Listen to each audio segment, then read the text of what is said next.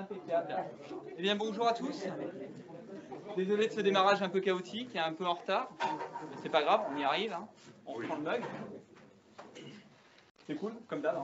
Toujours un petit peu à l'arrache. Mais c'est pas grave. On perd pas les habitudes. On perd pas les habitudes, hein. On est resté comme ça, même au 1 an, sans rien avoir fait.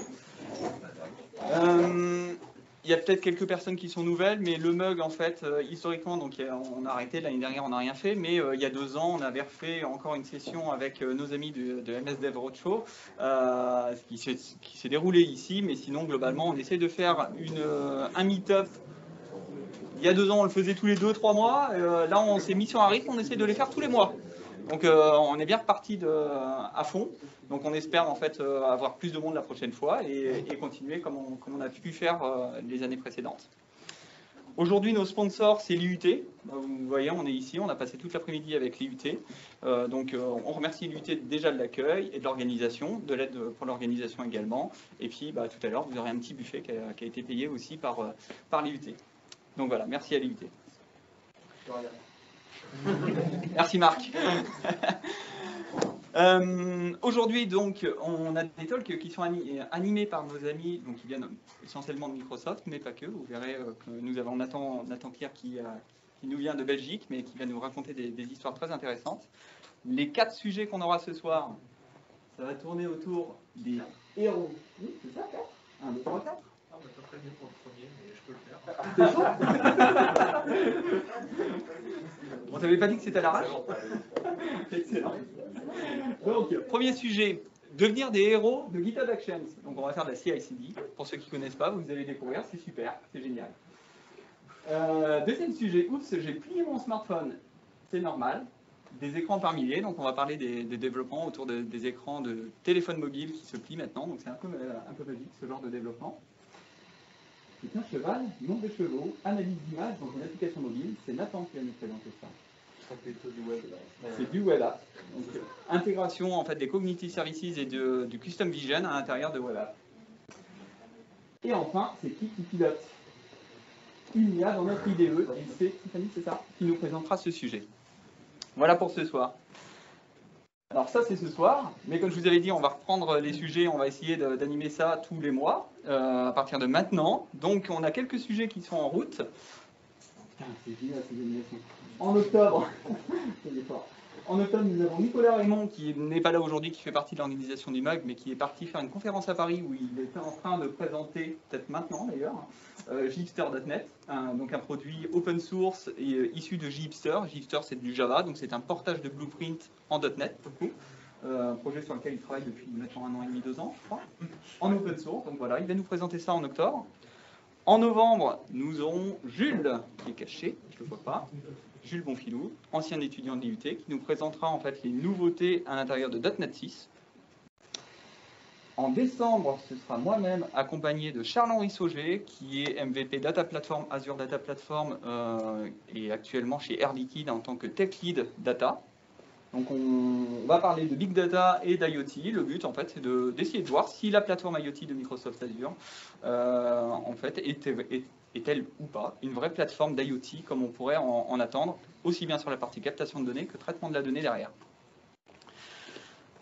Et enfin, en 2022, on a plein de sujets en tête. On ne les a pas encore calés, pas encore planifiés, on ne sait pas comment ça va se cadencer, mais voilà, ça va tourner autour du ML, ça va tourner autour du monitoring de l'infra Azure, principalement, du Kafka, du .NET, enfin on va essayer d'être un peu ouvert et puis parler aussi de technologies un petit peu différentes de Azure, de l'IA. J'ai oublié quelque chose? On arrive à la fin. C'est parti, c'est à vous. Merci. Bon, je vais commencer assez vite parce que du coup on a 4 prêts et on commence pas très rapidement. Donc moi je vais vous présenter Copilot dans mon IDE. Est-ce que vous avez déjà entendu parler de Copilot? Est-ce que vous savez ce que c'est? Non? Ok, c'est pas mal du coup parce qu'on va commencer par là. En fait, là je vous présente la page de présentation de Copilot. En fait, Copilot c'est quoi? C'est votre pair programmeur buddy intégré à votre environnement de développement et c'est une intelligence artificielle. Donc ça a été codé par GitHub et OpenAI. Et en gros, ça va faire comme un vrai pair programmeur qui est avec vous. C'est que ça va, en fonction de ce que vous écrivez, contextuellement analyser ce que vous faites, analyser votre code et vous souffler des morceaux de code qui pourraient correspondre à ce que vous avez envie de faire. Donc, je vais rentrer dans le vif du sujet tout de suite. Je vais faire une live démo. Donc moi, quand on a commencé à me parler de VS Code, je me suis dit, en fait, c'est beaucoup trop cool. Enfin, ça dépend de comment on le voit, parce qu'il y a beaucoup de gens qui se sont dit, mince, les développeurs vont se faire voler leur job par des IA. Est-ce que bientôt ce seront des IA qui coderont tout notre programme et tout? Et en fait, il y a des gens, ils détestent Copilot, il y a des gens, ils adorent. Enfin, on ne peut pas être genre neutre sur ce genre de questions. Il suffit de beaucoup d'intérêt. Et du coup, moi, j'ai voulu le tester. Il est en bêta. Hein, si vous voulez vous inscrire pour le tester en première, vous pouvez. Et du coup, pour répondre à la question, est-ce que Copilot pourrait voler notre job, je me suis demandé, est-ce qu'il ferait mieux que moi un entretien de code, tout simplement, un entretien technique? Et donc, la première chose que j'ai fait, c'est que je suis allée voir sur LeetCode des problèmes qu'on pose à des entretiens d'embauche. Et j'ai posé ces questions-là à Copilot pour voir comment ils s'en sortaient, tout simplement. Donc, sur LeetCode, en fait, vous avez des petites questions d'algo assez variées. Et là, donc, c'est un easy, on fait un to-sum. Donc, en gros, en input, vous avez une liste. Et la target, c'est 9.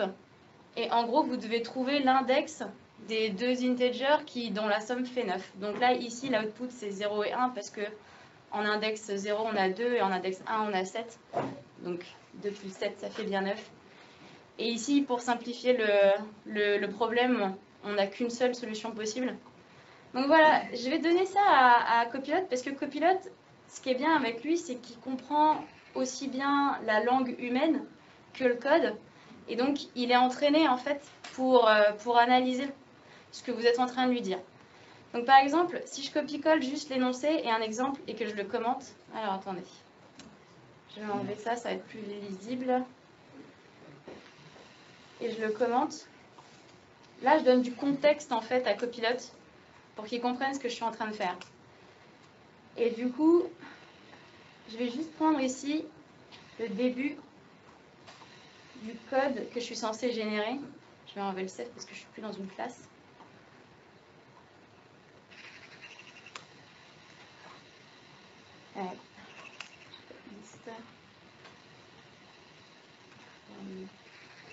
N'importe qui, donc déjà une photo, ça mal. Voilà, et en fait, vous voyez, Copilot, il est... Ça m'embête un peu, qu'est-ce que je peux enlever ? Voilà. Il est en bas ici, vous voyez sa petite tête, je ne sais pas si vous la voyez, ouais. Et quand il réfléchit, en fait, il y a le petit truc qui tourne. Donc là, il réfléchit, il m'a proposé une solution. Il m'a proposé ça. Donc ok, je me dis très bien, je ne vais même pas lire ce qu'il a écrit, hein. Je vais directement copier-coller la solution dans LeetCode et je vais demander à LeetCode comment il s'en sort. Ouais.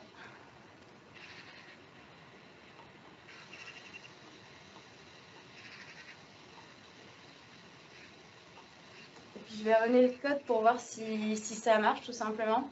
Donc la solution a été acceptée par LeetCode. Et quand on teste, sur le tool de test, là ça a été accepté. Donc la solution est juste, l'algo marche. Et un petit truc qui est cool aussi qu'on peut faire avec Copilot, c'est que contextuellement, je peux lui demander de me faire des tests unitaires si vous n'aimez pas faire ça. Personne n'aime faire ça. Avouez-le. Du coup, si je fais un petit test to sum et que j'attends, je laisse réfléchir Copilot. Et là, il est en train de me sortir des propositions de tests unitaires. Donc là, je vais tout prendre. Hein. Il en a... Bon, vous voyez qu'après, il se répète un petit peu et des fois, c'est pas forcément juste. Mais je vais en prendre quelques-uns. Et puis, voilà, on va s'arrêter là à peu près, je sais pas. Voilà. Et puis, je vais créer, donc... Enfin, j'ai déjà fait un petit folder test main. Je vais me mettre à côté, comme ça on peut voir. Puis je vais commencer à faire mon petit fichier de test unitaire pour voir comment tout marche bien. Donc là, s'il me comprend bien, voilà, il me propose test main. Donc c'est pas exactement ça que je veux, mais c'est normal. Donc en main, on va faire un import de ma fonction, donc là, toSum. Et puis donc on va faire un test de toSum.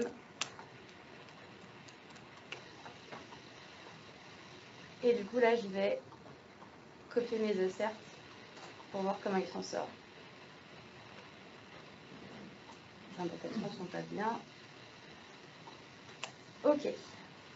Donc là, je sauvegarde.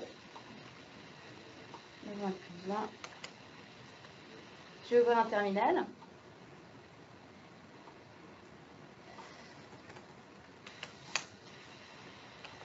Et puis je vais revenir mon test. Ah, si je fais pas un... Excusez-moi, mais Python, si je fais pas un main, ça va pas le faire. Ok. Test. J'ai pas sauvegardé. Excusez-moi, les aléas de la démo. Ok, j'ai un fail. Donc c'est où... excusez-moi, c'est en énorme, j'arrive pas très bien à... Donc sur mon assert, là, il me propose un 3-3. La target, c'est 3. 3 plus 3, ça fait 6. Du coup, vous pouvez forcément, il n'est pas parfait, hein, mais il vous propose des trucs qui sont plutôt cool. J'ai pas sauvegardé encore une fois.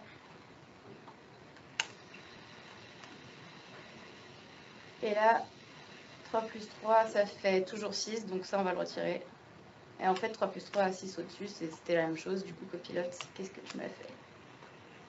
Bref, donc là, vous voyez que, voilà, mon test a marché. Donc là, c'est sur un petit algo qui est relativement simple.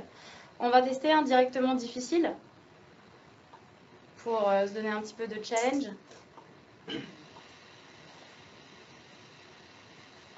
Par exemple, la médiane de tout sorti d'arrays.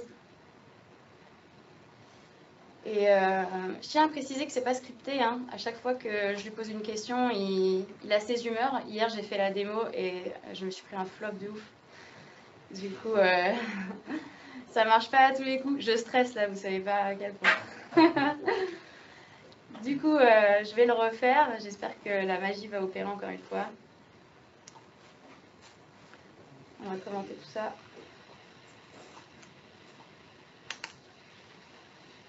Et là, du coup, je vais juste encore une fois copier le début de la fonction pour lui donner un petit élan. Je vais enlever le set encore une fois.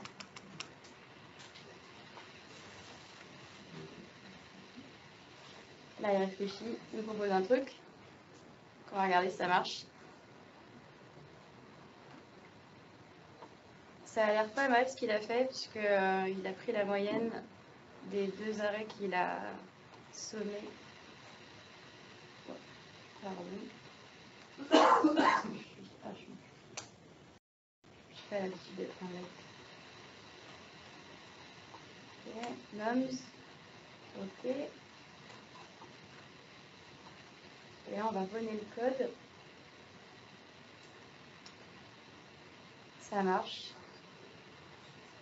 Submit. Ça marche. Donc bon, je vous refais pas le test unitaire, il est aussi bon pour le test unitaire la deuxième fois que la première fois. Donc c'est pour vous montrer qu'au final, je pense qu'il est meilleur que moi pour un job interview. Donc je pense que pour ça, Copilot est meilleur que moi.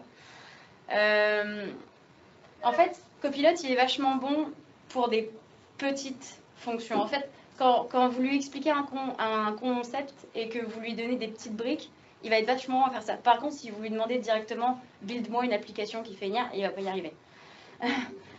Un autre truc qui est assez cool avec lui, c'est que moi, j'ai testé Copilot pendant à peu près 2 mois. Et j'écris pas mal de trucs sur VS Code. Notamment, j'écris des cours. J'ai créé un curriculum qui s'appelle Data Science for Beginners in the Cloud. Et je ne pensais pas qu'il allait aussi me proposer des trucs en Markdown. Donc, j'avais fait un cours qui s'appelait Introduction. Je lui donne un petit peu de contexte. Hein. Introduction to cloud. Et maintenant, si je lui propose des trucs, il va faire des machins assez... voilà, the cloud is a new technology that allows us to store access data. Voilà. The cloud is... Si c'est pas exactement ce que je veux, je continue à écrire. Et puis, il me propose des trucs qui sont assez cool. Ah, par contre... J'ai l'habitude d'appuyer sur Tab. En fait, il y a un truc qui marche pas très bien sur Markdown, c'est que vous ne pouvez pas appuyer sur Tab pour auto-compléter. Du coup, vous êtes obligé d'aller là et de faire Accept. Et du coup, parfois, j'ai un Access Data. Voilà, par exemple. Server Cloud Providers. Moi, je travaille pour Microsoft, alors des fois, il me clash un peu avec Google. Such as. Ok, là, il nous a tous mis. Très bien. Here is a list of different cloud services.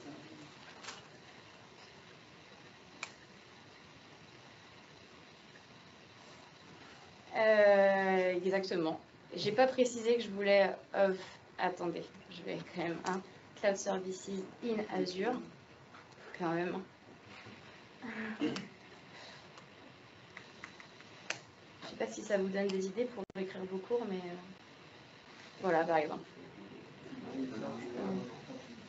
Enfin, il est impressionnant.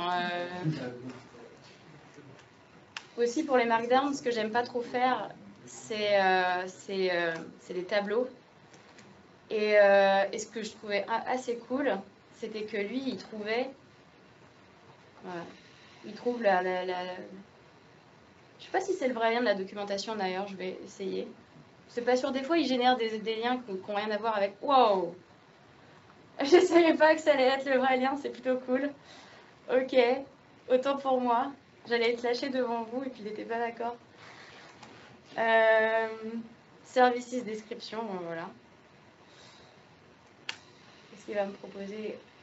Ça c'est pas mal parce que je déteste faire des tableaux sur Markdown et voilà. Il a sorti un tableau, il a sorti Azure Blob Storage et à côté de ça il a mis une description de ce qu'était un Blob Storage. Enfin voilà. Ça pour vous dire. C'est assez bluffant. Je ne sais pas si j'arriverai à le refaire là, mais pendant que... Oh bah tiens, ça, il a continué tout seul. Quand j'ai commencé à écrire ce cours sur l'introduction au cloud, à la fin j'avais fait un quiz. Et en fait, je pense qu'il avait assez de contexte pour comprendre que c'était un cours. Et donc, à la fin quand j'écrivais le quiz, je mettais une question, c'était What is the cloud? Et puis, je mettais des propositions à un agglomérat de gouttelettes d'eau dans l'espace, un truc comme ça. Et puis après, je mettais des PC connectés entre eux via Internet. Et puis, c'est je sais pas quoi d'autre. Et en dessous, j'avais écrit solution 2 points et il avait écrit B. Et en fait, pour tous les quiz que j'avais écrits, il avait retrouvé la réponse. Et j'ai juste trouvé ça hallucinant et je me suis dit, en fait, c'est juste dingue, il a la réponse à tout, quoi. Et toute la réponse était juste précise, qu'il n'était pas en train de donner une lettre au pif comme ça. Et je vais finir cette démo avec un gros délire que je me suis tapé avec Copilot, parce que du coup, maintenant, c'est devenu mon vrai buddy de code. C'est que je me suis mise à discuter avec lui et il me répond. Et c'est assez impressionnant. Hi, Copilot.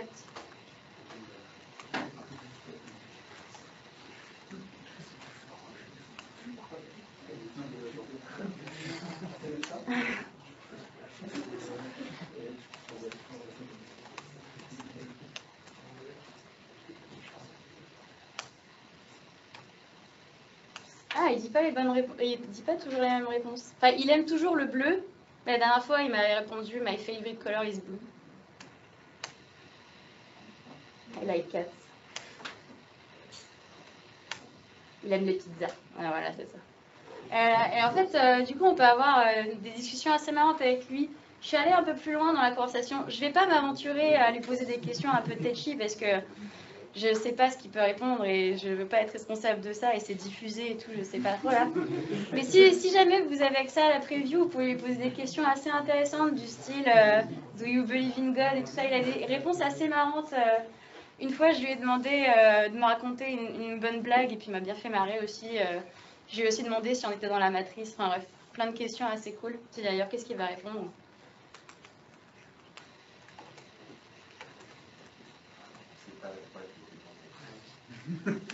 Ah mince. Bah, il a répondu pour moi. Attends, 2 secondes. Du coup, c'est moi qui lui pose la question. Est-ce qu'il va me dire que lui, il y est?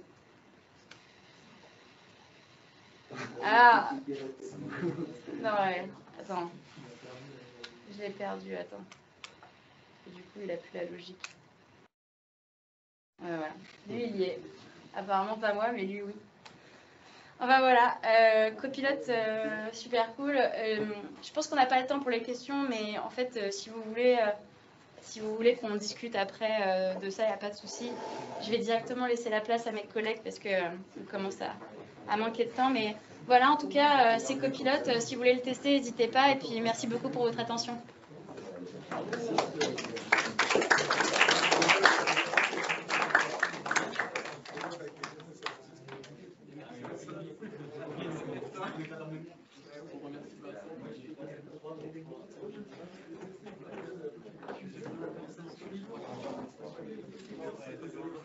C'est bizarre.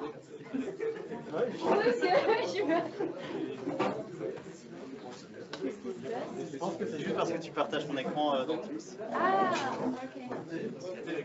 Il est dans la matrice.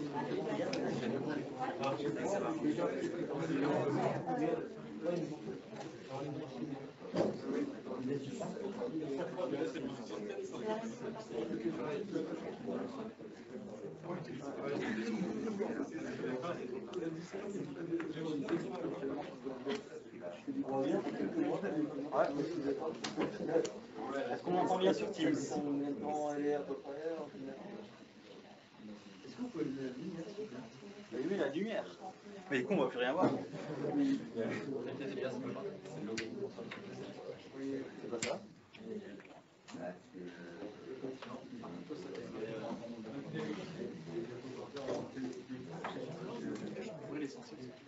Voilà. Et du coup, ouais, ça va, on va voir assez bien. Ok. Eh bien, je vais démarrer du coup. Donc, je vais vous présenter comment mettre de la reconnaissance d'image dans votre app.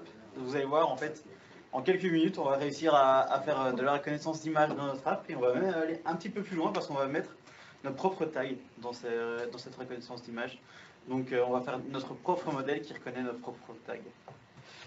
Dans un premier temps, je m'appelle Nathan Pire, je suis développeur et évangéliste au MIC Belgique, donc c'est Meet, Innovate, Create. Mon job, c'est justement de venir faire ce que je fais ici, vous montrer un petit peu quelles sont les nouvelles techno, etc.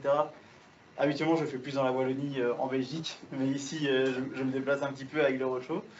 Et je suis aussi organisateur du DevDay, c'est un événement, on peut dire ça national, international, où en fait on organise des talks, donc une journée de talk. Si jamais ça vous intéresse et que vous avez un talk à donner et que vous avez vraiment envie de le donner, n'hésitez pas à venir me voir à la fin et on pourra en discuter et je vous donnerai un petit accès pour soumettre votre talk. Et je suis aussi organisateur du Hack in the Woods, c'est un événement assez sympa qui se passe en Belgique, mais c'est vraiment à la frontière de la Belgique et la France. En fait, pendant 4 jours, on vous sort des bureaux et on vous met dans les bois. Et on code pour un monde meilleur en travaillant avec des ONG. Comme vous pouvez voir sur les 2 petites photos que je vous ai mises ici, c'est un cadre assez sympa. Il y a un écran géant où on projette Camelot toute une soirée aussi, donc c'est sympa.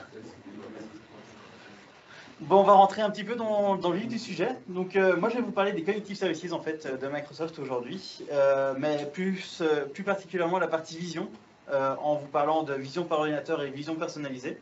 Vous avez aussi API Face qui est disponible. API Face Et plus pour, par exemple, si vous voulez faire de la reconnaissance de visage, cet outil, cette API va être très intéressante pour vous et vous allez pouvoir faire détecter et identifier des personnes dans des images et aussi les émotions. Mais on va d'abord se concentrer sur vision par ordinateur. Vision par ordinateur, c'est vraiment l'analyse de contenu d'images et de vidéos. Aujourd'hui, on va se focaliser dans un premier plus sur l'image. Et en fait, voilà un exemple qui est sur le site de Microsoft. En fait, Vision, il est très bon pour reconnaître un peu tous les objets du quotidien, et ainsi que les personnes, etc. Et donc, j'ai déjà switch sur mon écran. Hop, je prends ici. Et par exemple, ici, on a le premier exemple. Il reconnaît le train et les personnes qui sont sur cette photo-là. Si on prend le deuxième exemple que là, justement, dans la présentation, on peut voir qu'il reconnaît à chaque fois les personnes. Il reconnaît l'ordinateur, il reconnaît qu'il y a une table, qu'il y a des chaises, etc. C'est assez sympa. On se dit peut-être, ouais, c'est sympa, mais comment moi je vais le mettre en pratique dans mon application? Eh bien, en fait, c'est super simple. On va d'abord, c'est vraiment pas compliqué, on va créer notre ressource sur Azure. Donc ça s'appelle juste Vision par ordinateur. On crée notre Computer Vision, on appelle ça, notre clé, et on reçoit notre clé et notre endpoint. Ici, pour le bien de la démonstration, j'ai déjà créé tout ça à l'avance. Et en fait, c'est des simples requêtes à faire. Donc par exemple, je vais aller chercher une photo d'un chat, par exemple, chat, hop.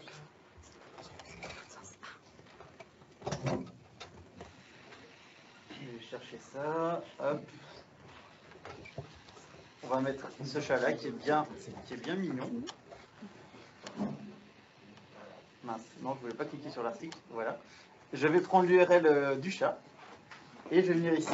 Donc en fait, ce qu'on peut voir dans cette URL, c'est que j'ai remis l'endpoint que j'ai reçu en fait quand j'ai créé la ressource sur Azure.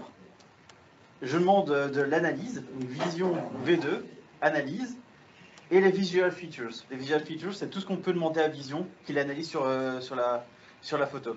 Donc là, je vais demander de vérifier si c'est une photo à caractère pornographique, s'il y a des marques dessus, de la catégoriser, les couleurs qu'on veut détecter sur l'image, la description de l'image, donc tu vas donner une description plus ou moins fidèle. Ça, c'est bien sûr, on ne sait jamais sur quoi on va tomber, mais c'est par exemple très intéressant en fait pour des personnes malvoyantes ou même qui ne voient pas du tout et qui font tout à l'écoute. C'est hyper intéressant parce que du coup, elles vont avoir une description autogénérée de l'image.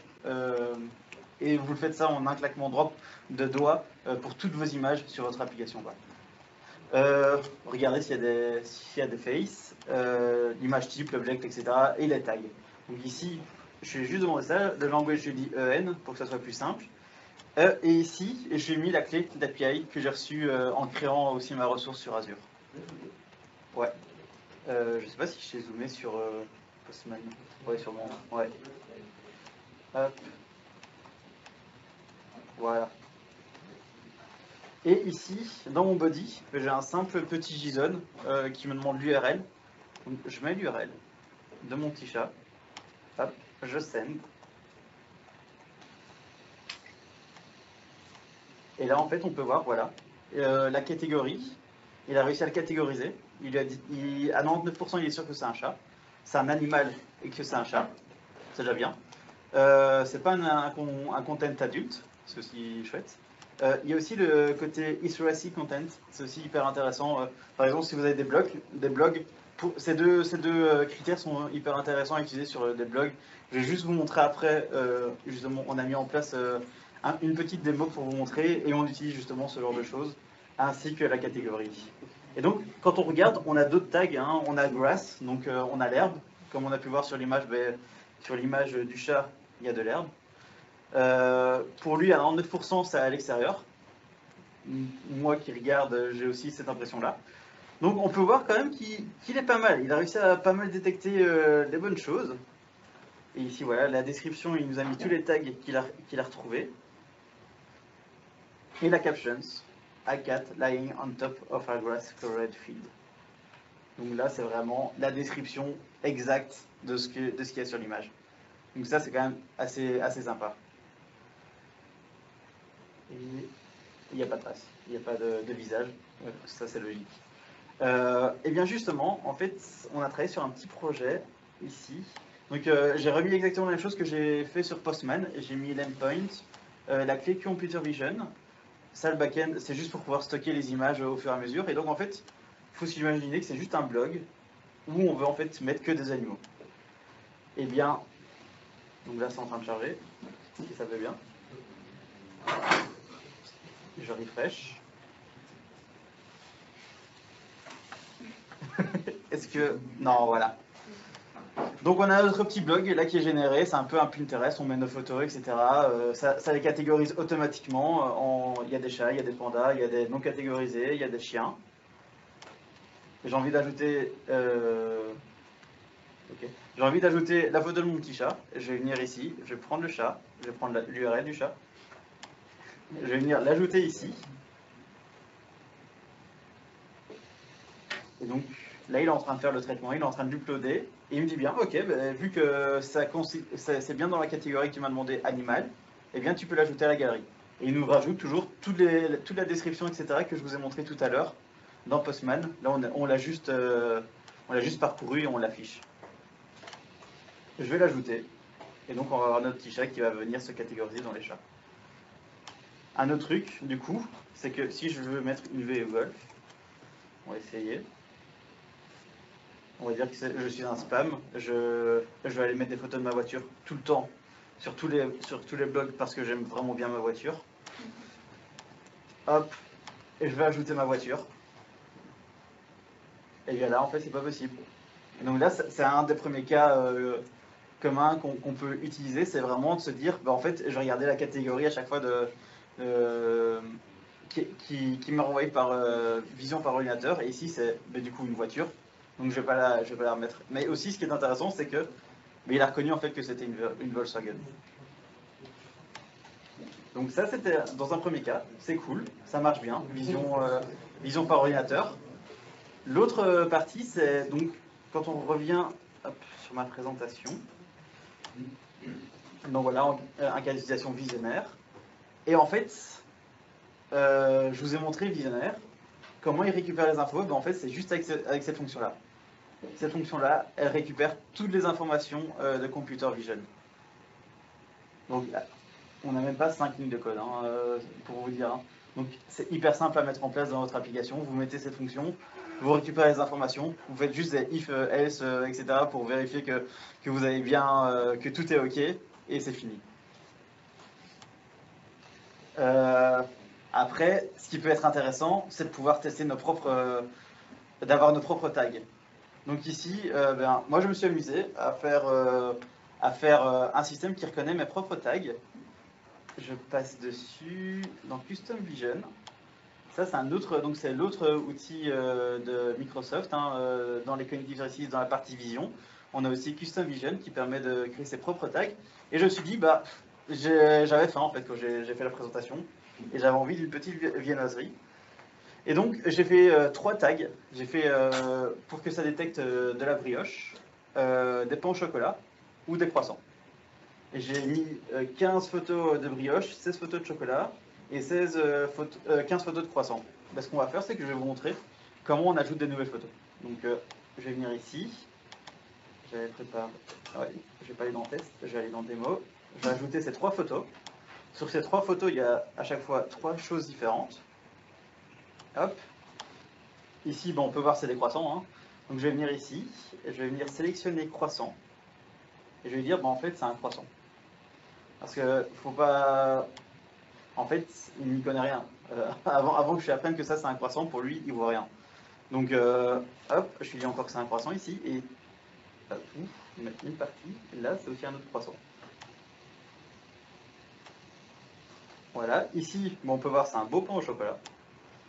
Je vais dire que c'est un pain au chocolat. Hop. Et ici, on peut voir qu'on a une belle brioche au chocolat aussi. Je ferme. Je viens d'ajouter 3 photos. J'avais déjà des photos qui étaient enregistrées. J'avais déjà fait un premier entraînement. On peut voir que la précision était de 83%. Donc à 83%, à chaque fois, il me disait que c'était bien un pain au chocolat, un croissant et des brioches. Bah, ici, je vais le réentraîner vu que je viens de lui rajouter 3 photos. C'est plus intéressant en fait de réentraîner quand vous avez beaucoup plus de données. Hein. Donc ici, même quand j'ai ajouté 15, 15, 15, c'est juste pour faire la démo, mais en fait, ça devient intéressant à partir de 50 images par tag. Donc ici, on peut voir que l'itération 2 est en cours. On va essayer de travailler, mais en fait, une fois que vous avez votre itération, ce qui est hyper intéressant, c'est que c'est comme de l'autre côté. Vous allez avoir en fait juste à utiliser une URL et à communiquer avec par URL. Donc, si je reviens sur Postman, j'avais préparé le coup et j'avais déjà fait une petite, j'avais déjà pris l'URL de tout à l'heure. Je l'ai mis ici dans les headers. J'ai fait la même chose. J'ai mis la clé de prédiction qui est détaillée ici. Et donc, on va tester. Hein. On va aller chercher une photo de croissant. Hop. Allez, on va essayer d'en prendre une un peu tricky. Bon, allez. Celle-ci me tente. On va copier l'URL et on va venir ici dans le body. On va venir lui mettre l'URL du croissant. J'envoie. Ah. Ah ouais, ok. On va en prendre une autre. Hop, celle-ci. Ouais, là c'est mieux. Et là, on peut voir donc, les prédictions. À 80%, ils pensent que c'est un croissant. Et en plus de ça, ce qui est intéressant, c'est qu'il nous donne les bonnes inbox. Donc c'est ce qui va nous permettre de faire un dessin autour du croissant et bien montrer que c'est bien le croissant à cet endroit-là. Et ensuite, à 1%, ils pensent que c'est une brioche. Donc ça. Et ce qui est intéressant, donc là je vous ai montré une partie de Custom Vision qui est assez simple. C'est l'Object Detection. Vous avez une autre partie aussi qui s'appelle, je le laisse se reconnecter, qui, donc, quand vous faites un nouveau projet, vous avez tout ça qui vous est proposé. Vous donnez un nom, ici je vais mettre test. Vous avez l'Object Detection, donc c'est ce que je viens de vous montrer, de pouvoir sélectionner dans l'image en lui disant, ben voilà, ça c'est un croissant, ça c'est un pain au chocolat, ça c'est une brioche.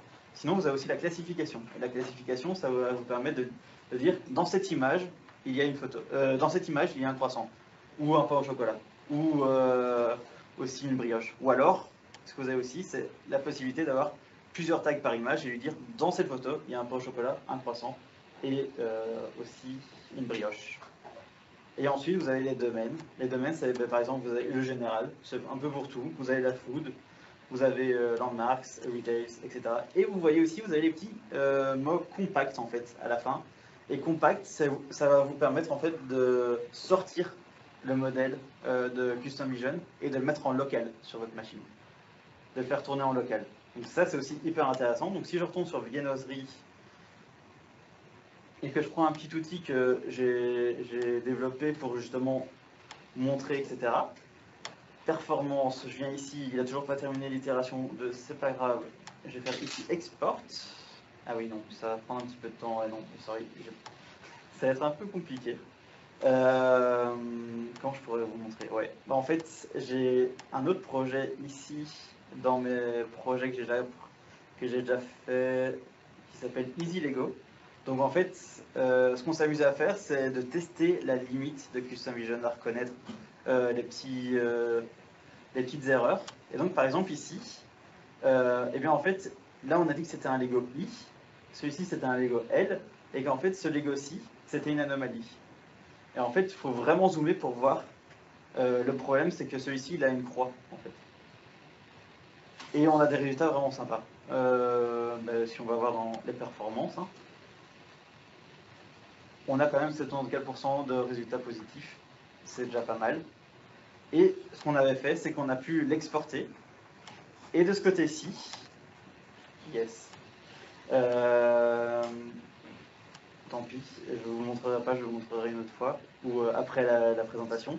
Mais en fait, nous, ce qu'on a fait, c'est qu'on a hébergé en ligne le modèle, on l'a mis dans un donc c'est comme si vous le mettiez sur OneDrive ou Drive.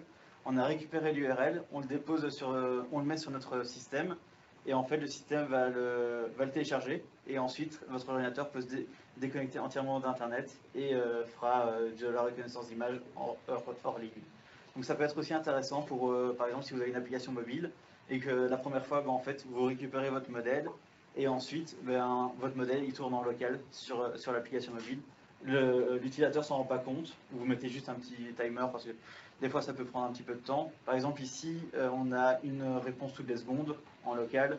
Comparé, si vous avez une bonne connexion Internet et que vous êtes en ligne, vous pouvez en avoir une.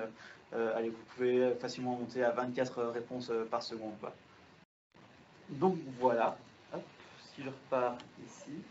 Donc c'est ça, exactement, c'est ce que je vous parlais tout à l'heure.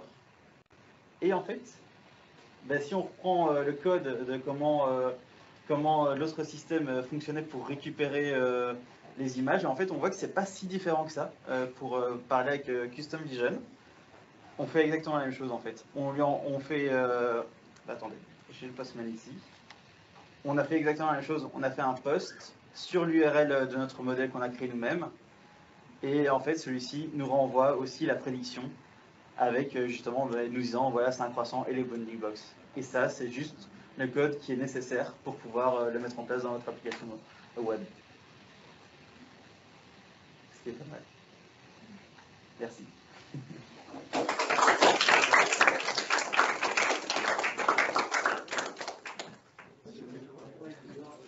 Ok.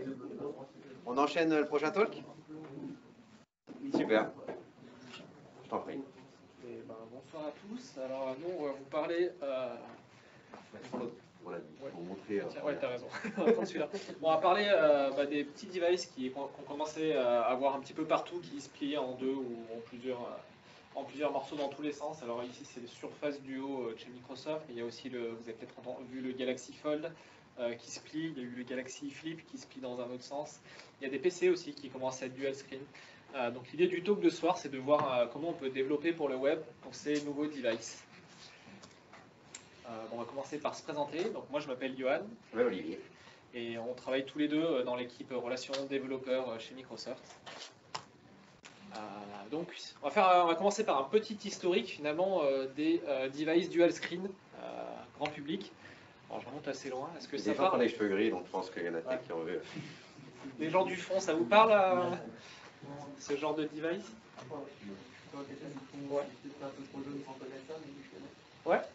Ouais, du coup, ça Game & Watch. Alors, je parlais de web, ça pour le coup, c'est sorti en 82 ou en 83. C'est plus vieux que le web. Du coup, mais par contre, en termes de device dual screen, c'est les premiers finalement appareils électroniques grand public qui étaient double écran. Et on peut voir que ça remonte quand même à très loin l'idée d'utiliser deux écrans finalement pour faire des choses avec. Alors, on va quand même avancer vers des choses un peu plus récentes. Pareil, ça parlera peut-être aussi à des gens. On reste chez Nintendo du coup avec la DS. Alors là, on est un peu plus évolué. Grande nouveauté par contre, c'est qu'on a du tactile. On a du tactile avant finalement, je crois qu'on est à peu près en 2005, avant la sortie des iPhones, des smartphones Android, avant qu'en fait finalement le tactile devienne omniprésent sur nos devices de tous les jours, sur nos téléphones. Donc voilà, et en 2005, il n'y avait toujours pas de web mobile, en tout cas pas tel qu'on concevait. Il y avait peut-être des choses un peu bizarres comme Mode ou des choses comme ça, si vous avez connu un peu l'époque des premiers feature phones qui essayaient d'avoir quelque chose qui ressemblait à de l'Internet mais qui n'était pas vraiment. On continue encore sur une lancée de Nintendo, parce qu'ils ont quand même été les premiers à lancer des devices vraiment dual screen portable et grand public. Là, c'est l'itération de la DS, la 3DS, qui est plus récente. Là, cette fois-ci, on arrive en 2010. L'iPhone est là depuis 3 ans. Les Android aussi commencent à arriver. Et là, la première grande nouveauté, c'est que dedans, on a un navigateur web. Donc, on a du web mobile sur un device qui est tactile, dual screen. Donc, ça commence à ressembler quand même. On commence à se rapprocher de nos devices d'aujourd'hui. Pour arriver finalement 10 ans plus tard, en 2020, sortie de ce que je vous ai montré là, la Surface Duo. Et c'est à partir de 2019-2020 que ça a commencé à se démocratiser et qu'on voit apparaître aujourd'hui toutes sortes de devices finalement qui peuvent se plier, qui ont deux écrans. Alors à gauche, on a celui de LG qui a essayé d'expérimenter un format un peu particulier. En haut, on a le Galaxy Fold, si je ne dis pas de bêtises. À droite, le Galaxy Flip. Et au milieu, c'est l'Asus. C'est un PC Asus, mais voilà, qui a deux écrans et sur lesquels on peut travailler, on peut faire des choses. Du coup, on a ces nouveaux devices, c'est sympa, mais si on veut développer sur du web, si on veut commencer à tirer parti de ces écrans, par où on commence finalement? Une question. À l'époque, quand les premiers devices mobiles, les premiers smartphones sont apparus, on a vu des tablettes. On s'est aussi posé la question et la solution qui a été trouvée au fur et à mesure du temps, c'est de se dire on peut faire des designs, on part développer 50 fois notre appli. Ça avait été essayé au début, il y avait plusieurs versions des mêmes sites web, des mêmes applications. Finalement, le consensus est arrivé, on a commencé à faire ce qu'on a dit du responsive mobile, c'est créer un site web dont le design va s'adapter finalement en fonction de la taille des écrans pour avoir des layouts un peu plus fluides et changer ce qu'on va afficher en fonction des écrans. Et finalement, si on ne garderait pas la même approche pour développer sur ces nouveaux devices. Effectivement, c'est juste une nouvelle façon de faire le responsive design. Est-ce que vous connaissez un peu? Ok, très bien. Donc, petit disclaimer, ce qu'on va vous présenter là, c'est pas sec, comme on dit. Il faut savoir que ces devices sont assez récents et que les API web, les standards, bougent à une vitesse qui n'est pas forcément la même que la technologie, parce que c'est des conglomérats de personnes. Donc, il y a des gens de chez Microsoft, mais vous avez aussi donc, Facebook, PayPal, Google, Apple, enfin beaucoup d'autres entreprises qui sont impliquées. Et du coup, pour construire ces standards, ça prend du temps. Et du coup, ils sont encore en draft aujourd'hui. Donc, on va même vous présenter des choses qui ont changé depuis quelques semaines, donc qui sont plus valides. Donc, il faut savoir là que ce qu'on présente là ne sera pas forcément ce qu'il y aura le jour où ça sera stabilisé, ce qui va sortir. Donc, on a parlé de responsive design. Donc, le responsive design, si vous en avez déjà fait, ça passe par les media queries. Donc, tant qu'à faire, on a fait des media queries. Et pour gérer les écrans, les doubles écrans comme ça, on a créé une media query qui s'appelait le screen spanning, qui avait plusieurs valeurs possibles, dont le single fold vertical quand les écrans sont sur un axe horizontal et le single fold horizontal quand les écrans sont sur un axe vertical. Ça n'a aucun sens, vous pouvez penser, mais en fait, c'est juste que le mot important, c'est fold dedans. Et en fait, la logique, c'est le single fold vertical, c'est effectivement la charnière qui est verticale, le single fold horizontal, c'est la charnière qui est horizontale. Et on verra après, on vous les montre celles-là, ne les apprenez pas par cœur, on vous les montre parce que c'est celles qu'on va utiliser dans la démo juste après, parce que c'est celles qui sont implémentées dans les navigateurs aujourd'hui, qui n'avancent pas aussi vite que les standards, parce que depuis que les navigateurs ont commencé à implémenter, le standard a changé, dans le draft en tout cas, et c'est une autre API qui est maintenant. Mais les navigateurs n'ont pas, la nouvelle version de Edge par exemple, n'implémente pas encore la dernière version du draft. Et puis on a des variables d'environnement en CSS, peut-être que vous utilisez ça en CSS, les variables, qui sont fournies. On a le env fold left qui va vous donner les coordonnées de la fin de l'écran de gauche. On a le fold width qui va vous donner la largeur de la charnière, parce que sur des devices comme le Surface Duo, il y a une charnière. Sur un Galaxy Fold, il n'y en a pas un. C'est un seul écran qui split. Sur la Surface Duo, il y en a un. Et puis vous avez aussi la hauteur. Donc voilà, ça vous permet finalement, avec plus ou moins de ces trois-là, de calculer toutes les tailles de tous les écrans, parce que finalement, si vous voulez la taille de l'écran de droite, qu'est-ce que vous faites? Vous prenez la taille complète, donc sans VW, moins le fold left, moins le fold right, et vous avez l'écran de droite. Parce que finalement, les écrans n'ont pas forcément toujours tous la même taille. Hein. On verra juste après. Et bref, du coup, ça c'était avant. Il faut savoir que les standards du web, comment ça marche, tout est public, c'est le W3C, c'est le TC39, ces organismes qui travaillent dessus, qui travaillent sur GitHub. Vous pouvez aller voir leurs travaux et vous pouvez aussi donner des feedbacks. Et ils sont très à l'écoute de ce que pense la communauté des développeurs. Et du coup, c'est pour ça que ça change. Aujourd'hui, ça a changé, donc c'est plus les folds horizontales, verticales. Ce qu'on a, c'est qu'on va travailler en termes de viewport. Donc si je prends ce que vous voyez là sur la gauche, on est sur une media query qui sera sur le nombre de viewports horizontaux 2, donc sur l'exercice on en a 2, on en a un sur le viewport vertical. Donc là ça correspond à 2 sur 1, et là c'est l'inverse, c'est-à-dire que sur le horizontal viewport segment on en a un seul, et sur le vertical viewport segment on en a 2. Donc voilà, c'est un peu plus logique, on parle en termes de viewport. Ah, puis la petite pull request, il y en a qui sont intéressés pour aller voir du changement de spécification. C'est intéressant de voir comment marchent les spécifications et comment elles évoluent. Je vous encourage au moins à vous documenter là-dessus. Et ce qu'il y a, c'est que c'est beaucoup plus flexible. Ça nous amène à des choses potentielles, comme par exemple une media query avec un horizontal viewport de 2, donc quelque chose comme ça, et un vertical viewport de 2, quelque chose comme ça. Ne me demandez pas comment ça peut se plier un genre de device comme ça pourrait faire mal à l'écran, mais voilà, c'est des possibilités dans le futur d'avoir des devices plus évolués que ça qui pourraient utiliser donc cette media query qui est plus flexible. de manière pluraliste. On a déjà des devices qui commencent à se plier en trois, il y a déjà des protos qui commencent à sortir. Donc l'idée c'était d'avoir une API au moment qu'elle sorte, qu'elle ne soit pas déjà obsolète et qu'elle puisse s'adapter aux évolutions dont on n'a pas forcément encore l'idée maintenant. On peut faire du 9x9 et tout, hein, c'est illimité. Et donc là, c'était pour côté JavaScript, mais des fois, on veut pouvoir aussi interagir avec les écrans, avec le viewport en JavaScript. Donc là, c'est du CSS, pardon, en JavaScript. Et du coup, il y a des API aussi qui sont sorties. Donc celle-là, encore une fois, ne la prenez pas par cœur. C'est celle qui va marcher dans la démo, parce que c'est celle qui est implémentée dans les navigateurs. Mais les standards, le draft a changé aussi depuis. Donc l'idée, c'est de récupérer les segments. Les segments, finalement, ça va être plus ou moins le nombre d'écrans qu'on va avoir sur votre device, nombre d'écrans sur lesquels il y a votre navigateur. On verra après qu'on peut le mettre que sur un seul écran ou sur deux écrans. Et donc ça, c'était aussi avant que les développeurs viennent donner des feedbacks et que l'aspect évolue. Maintenant, qu'est-ce qu'on a? On a finalement la possibilité de récupérer des segments sur le Visual Viewport, qui est un objet qui évolue pas mal en ce moment. Il y a beaucoup de choses qui passent dessous, et notamment les segments. Et en fait, quand on fait ça, on va récupérer le nombre de segments. Donc si jamais c'est supérieur à 1, c'est-à-dire qu'on a deux écrans, ou alors on est sur effectivement deux viewports. Et après, vous pouvez itérer dessus, faire une boucle et avoir des informations comme effectivement la largeur, la hauteur, comme tout à l'heure, les coordonnées de chaque segment. Et c'est intéressant, je vous disais juste avant que tous les viewports n'ont pas forcément la même taille. C'est-à-dire qu'un viewport, c'est pas la même taille d'écran. Viewport, c'est la fenêtre.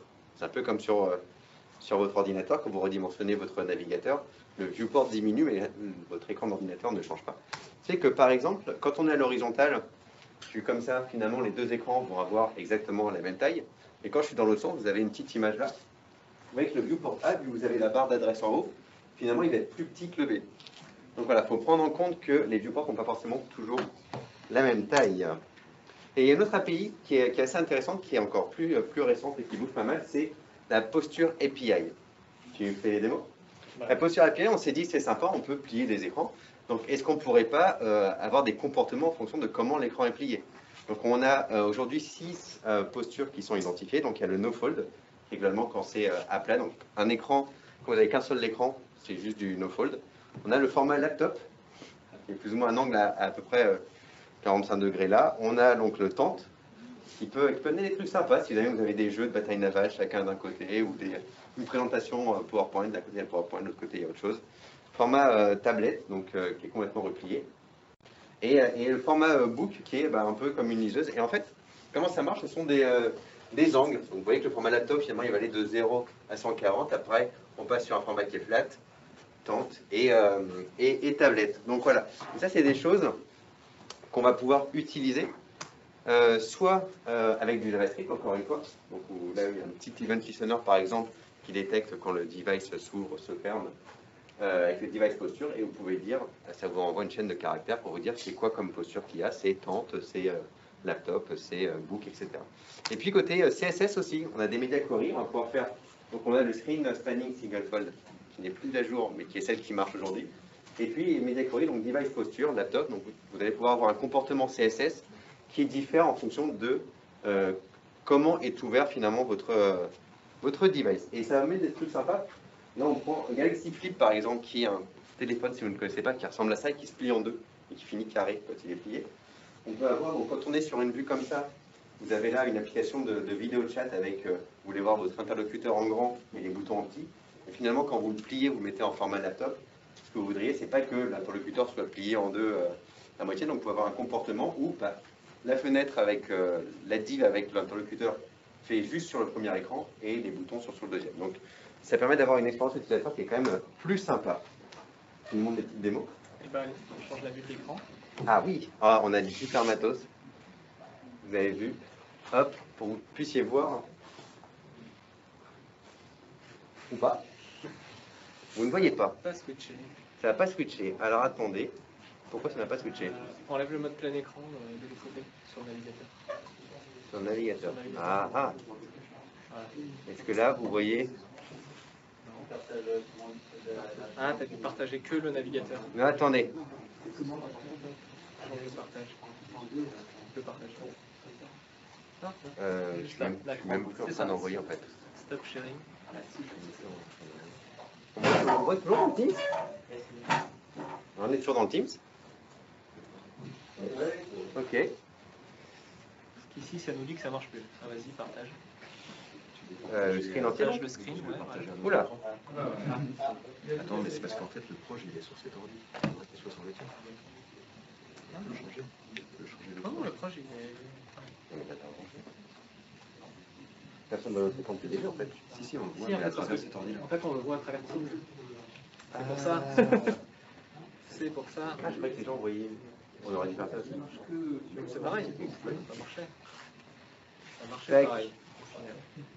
Voilà, on va faire comme ça. Ça va arriver. Et la configuration là. Nous Internet. Donc là, je vais te faire un téléphone avec Internet. C'est bon. On met ton écran. Le premier. Ouais. On revient sur Teams. D'où pour d'exclamation maintenant. Ouais.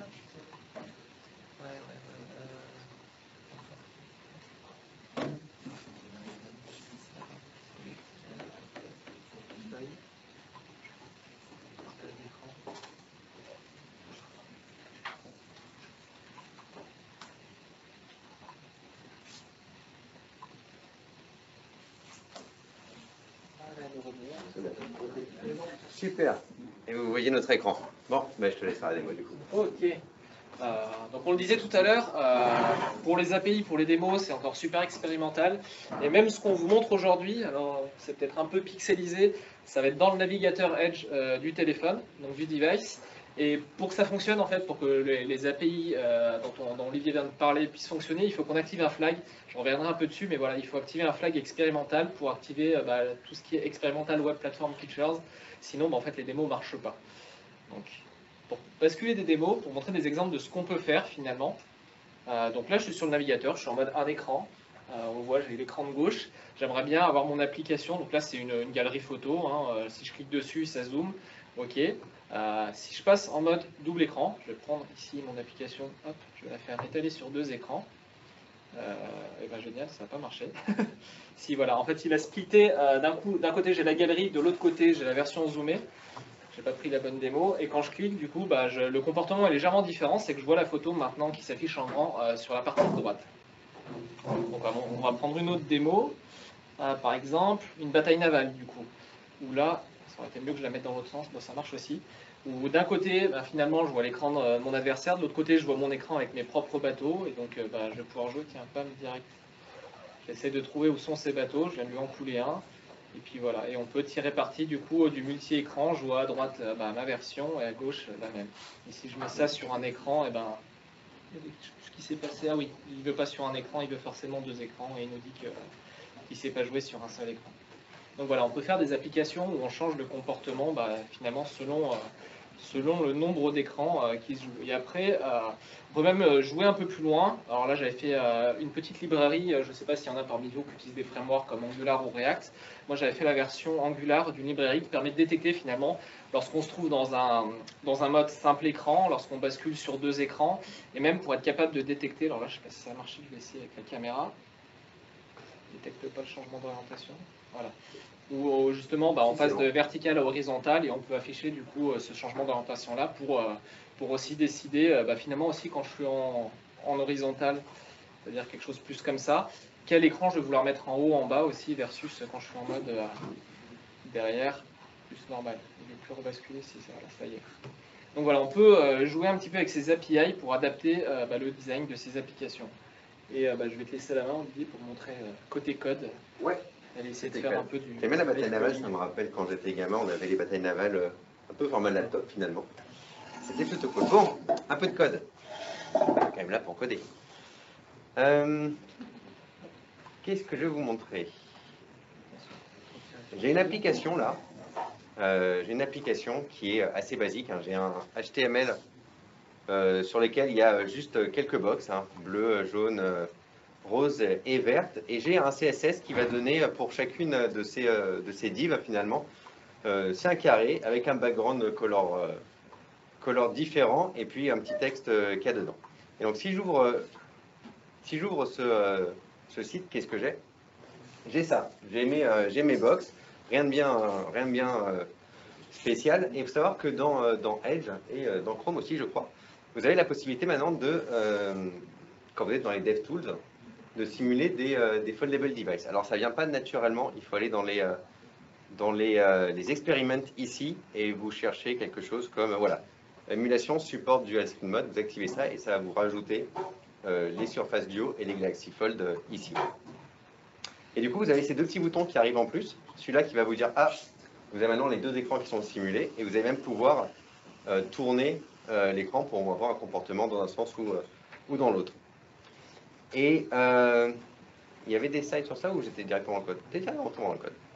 Donc voilà, rien de bien spécial. Et je ne sais pas si vous vous souvenez du coup, les media queries. On avait une media query qui ressemblait à ça, qui était le screen spanning, donc qui n'est pas la toute dernière dans le draft des spécifications, mais qui est celle qui est implémentée dans les navigateurs. Et donc là, je vais pouvoir finalement mettre des règles en fonction de si j'ai deux écrans. Et là, si j'ai deux écrans avec un fold vertical, donc c'est deux écrans quand mes écrans sont l'un à côté de l'autre. Et si par exemple, pour le bleu, je dis, bah voilà, je veux qu'il y ait une position absolue qui soit vers le haut, et comme c'est une position absolue, on va lui donner deux coordonnées, donc là c'est le haut et la gauche. Et par rapport à la gauche, je veux qu'il fasse la taille de l'écran de gauche, donc vous avez le 1 fold left, moins 100 pixels. Si je mets juste en fold left, il va commencer après l'écran. Si je mets en fold left, donc c'est la fin du premier écran, moins 100 pixels, il va arriver au bout de l'écran. Et effectivement, si je rafraîchis, si je sauvegarde, ok, si je suis dans le bon fichier CSS,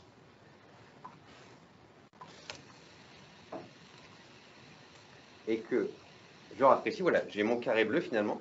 Si jamais je suis sur un device normal type mon téléphone comme ça, je suis comme ça. Si je suis sur un téléphone avec deux écrans, je vais avoir ce comportement-là. Par contre, on voit que si je le tourne, le comportement ne change pas. Et je peux avoir comme ça un comportement finalement pour toutes les couleurs. Hein. Si jamais je mets sur le pink, donc on peut faire des choses pareilles. Le pink, là on veut qu'il fasse en largeur toute la taille de l'écran de gauche. Si là, si on réfléchit, voilà, il va arriver comme ça parce que fait toute la largeur de l'écran de gauche, mais il est en bottom 0 en position absolue. Vous avez aussi, donc je vais le mettre pour toutes les couleurs, hein, il me manque quoi? Il me manque le green. Le green qui est un peu plus compliqué parce que du coup, en left, on va lui demander de faire l'écran de gauche plus la charnière au milieu. Si jamais j'avais pas mis la charnière, il aurait commencé un petit peu avant. Et il y a des comportements qu'on peut vouloir comme ça des fois. Je prends par exemple quand on regarde des vidéos. Vous regardez des vidéos sur un Surface Duo, le milieu n'apparaît pas. Ils n'ont pas coupé la vidéo en se disant on reprend au même endroit qu'on a coupé à droite, sinon ça fait une vision un petit peu louche. Bon, ce qui fait qu'on a une partie de l'écran qui manque, mais ça donne quand même un rendu qui est plus sympa. Et la dernière qui me manque, c'est la yellow.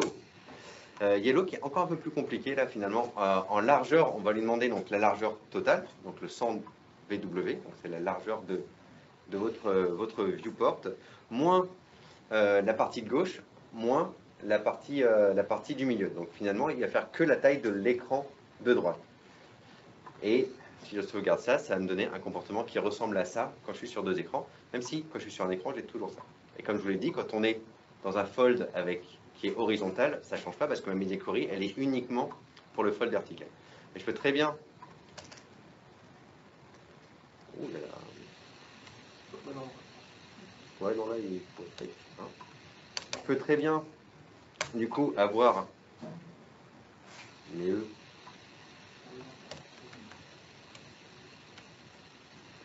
Ah, qu'est-ce qui s'est passé?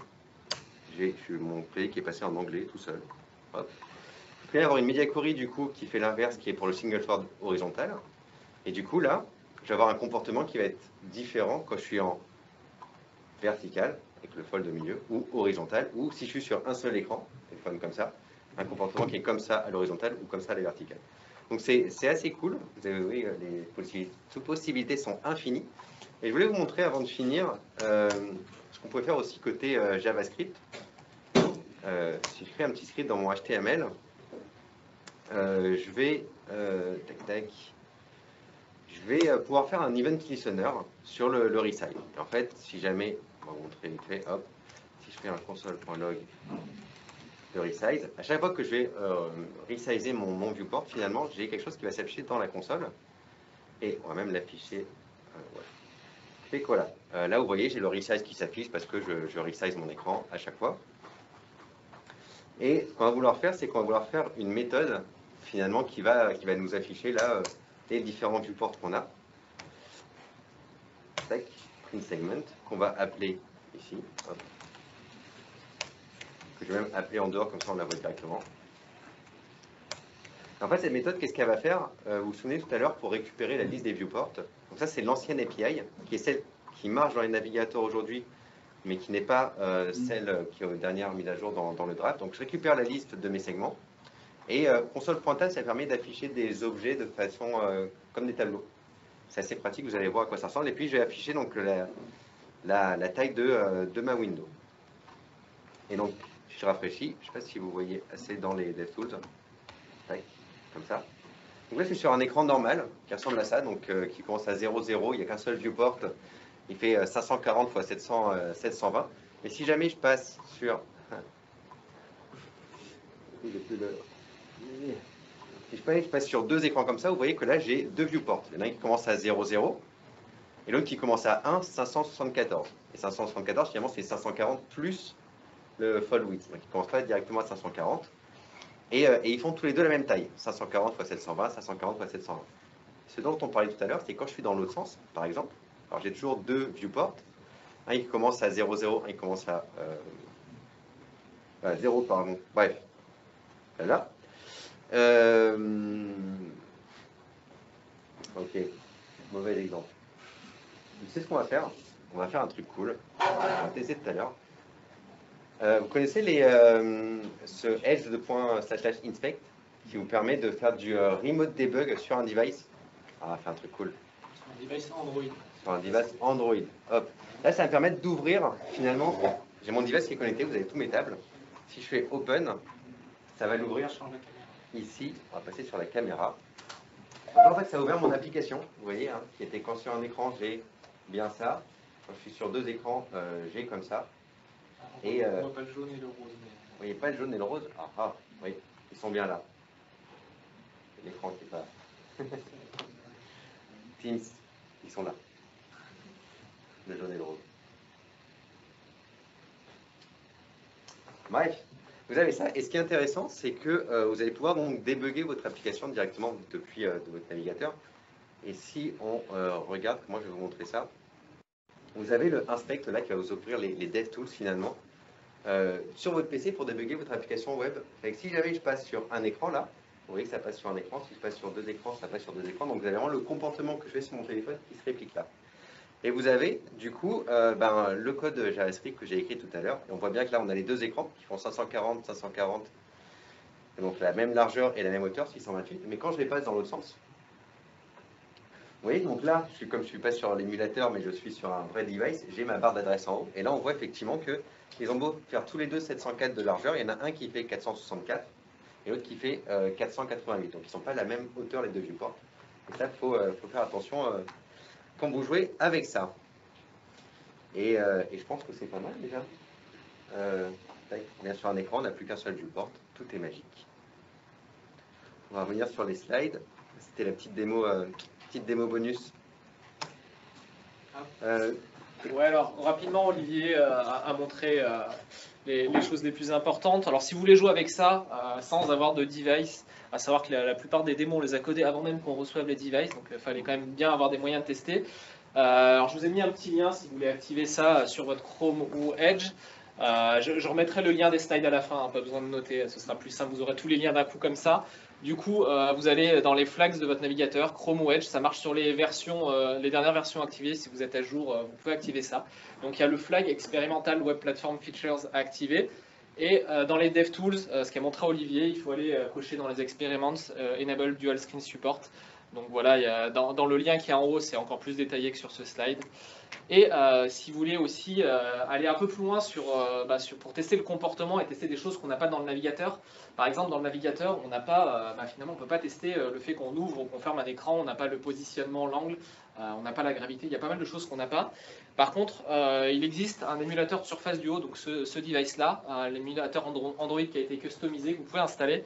Donc c'est pareil, il y a tout un système de setup. Là, je vous avais fait une capture d'écran. Sur mon Mac, je l'ai. Là, on est sur le PC d'Olivier, je crois qu'il n'aime pas bien.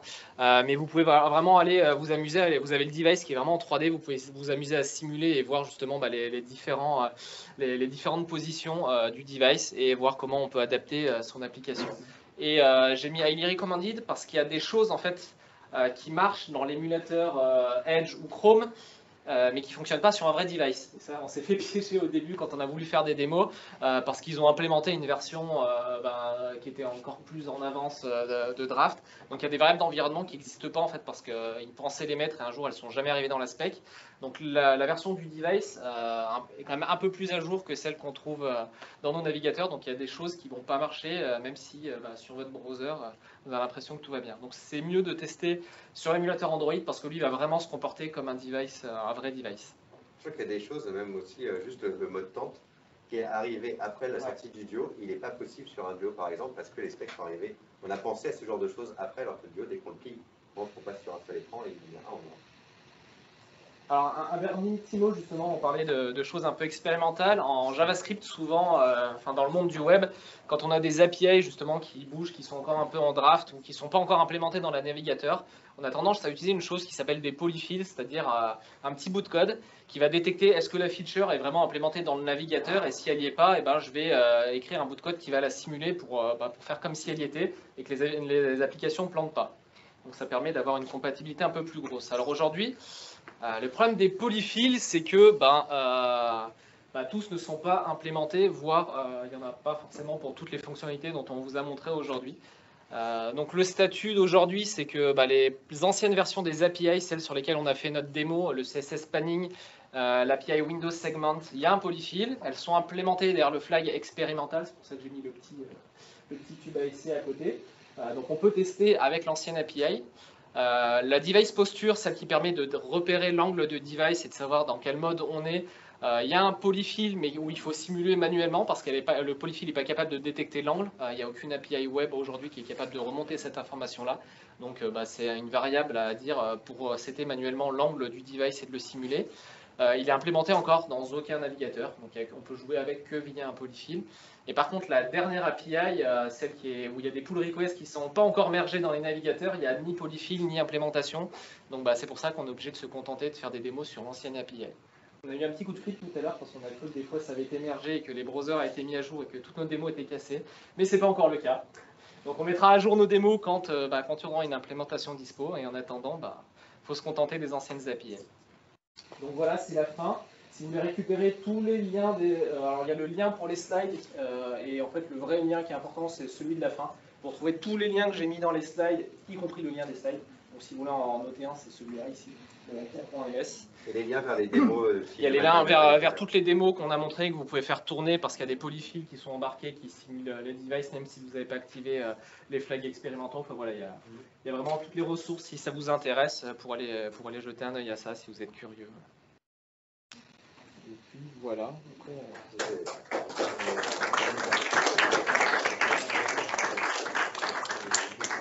vous avez des questions là-dessus, si vous voulez en parler, on sera après le meet-up. Et sinon, tout le temps, on a nos messages ouverts sur Twitter. N'hésitez pas à nous contacter. On répond à toutes les questions d'argent. Voilà. Enchaîne. Ouais. Est-ce qu'on a le temps du coup pour le dernier talk? Allez, un peu de courage. Dernier talk de la soirée où je vais vous parler de GitHub Actions. Est-ce que ça parle à des gens GitHub Actions déjà pour commencer? Ouais, quelques-uns qui ont joué avec. Est-ce que ça parle à des gens si je parle d'intégration, déploiement continu? Un peu plus valide. Ouais. Pour ceux qui ne connaissent pas GitHub Actions, vous utilisez quoi comme système d'intégration, déploiement continu? GitLab, ouais. Il y en a d'autres? DevOps? Ouais, ok. Donc, GitHub Actions, pour le présenter, alors déjà, bon, je ne vais pas me représenter, j'ai fait le talk d'avant.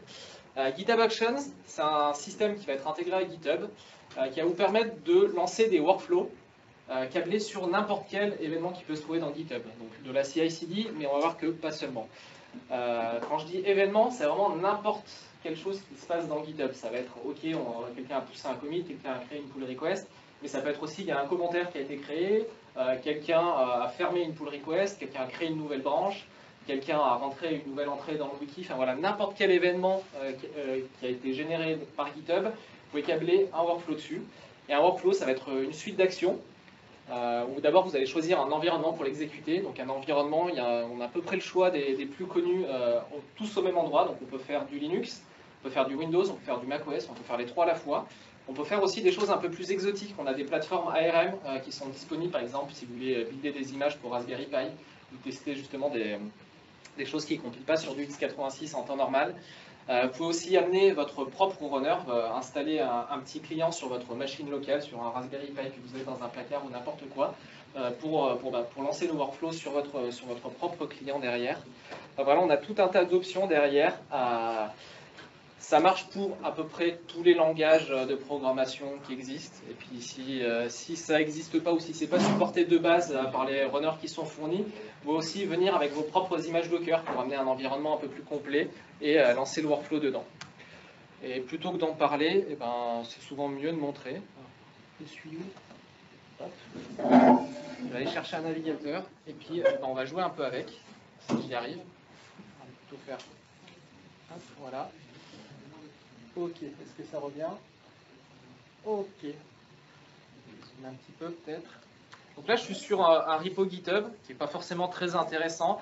J'ai généré un projet avec l'outil en ligne de commande Create React App. Pour ceux que ça parle, en gros, j'ai généré un projet React derrière qui va builder avec des outils en Node.js. Pour ceux qui font un peu de JavaScript, ça devrait vous parler.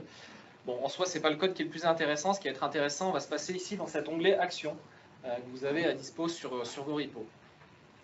Donc ici, quand j'arrive, que je n'ai pas de workflow déjà créé, alors déjà, GitHub, il va être sympa, il va faire un minimum d'analyse sur votre repo, il va voir que derrière, il a dû détecter que j'avais du code JavaScript, et il va essayer de me proposer des exemples de workflows qui pourraient marcher pour mon projet. Donc un workflow Node.js, Deno, ou alors avec un truc qui pourrait builder avec du Grunt ou du Gulp, qui sont des plus vieilles techno. Après, si c'est un projet que je voudrais déployer, il va me proposer aussi des déploiements vers différents cloud providers. Pas seulement Azure, mais aussi n'importe quel cloud vous allez retrouver des exemples.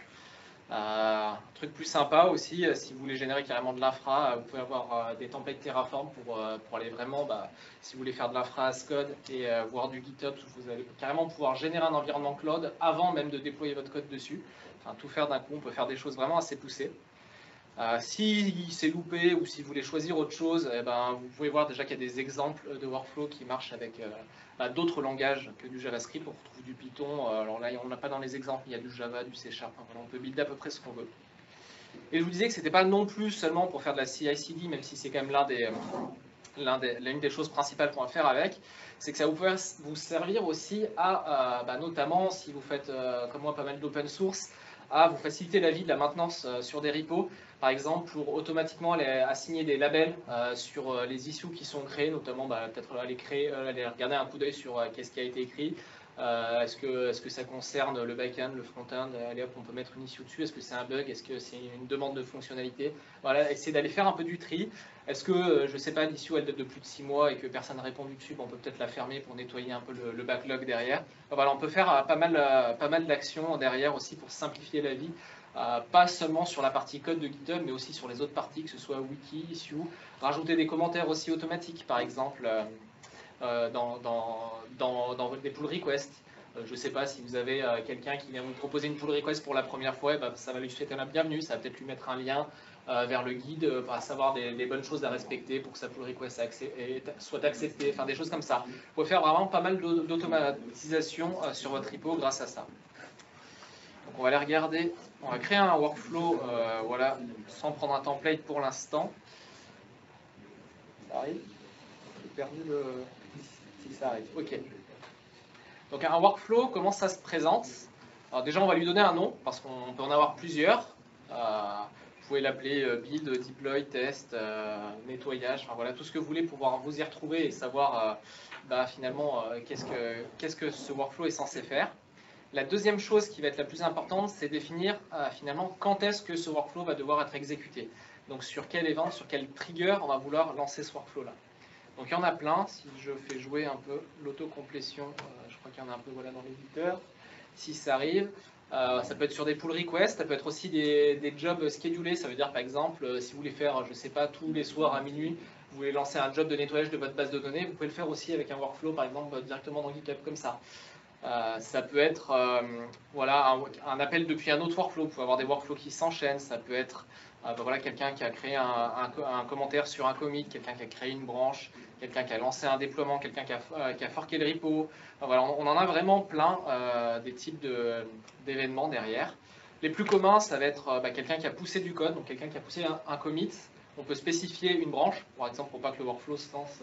Si vous avez des branches d'essai, vous ne voulez peut-être pas forcément à chaque fois spawner des workflows pour ça. Donc là, par défaut, on cible que la branche principale. Même chose avec les pull requests. On peut lancer un workflow, par exemple, pour lancer des tests automatiquement quand quelqu'un va proposer des pull requests sur votre projet open source. Vous pouvez aussi spécifier que ça marche que lorsque la pull request cible veut être mergée dans la branche main. Et après, on en a d'autres. Il y en a qui sont sympas. Par exemple, celui-là qui a été rajouté il n'y a pas longtemps. Workflow Dispatch, je vous montrerai après, ça va vous rajouter un bouton pour lancer le workflow manuellement directement depuis l'interface GitHub. Une fois qu'on a décidé quand notre workflow allait se lancer, on va définir des jobs.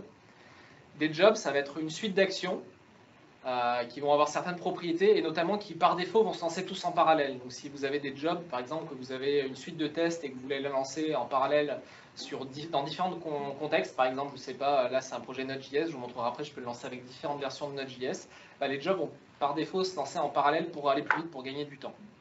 Si vous avez des jobs qui dépendent les uns des autres, par exemple, mon job de déploiement va la plupart du temps dépendre d'un job de build qui va devoir passer avant.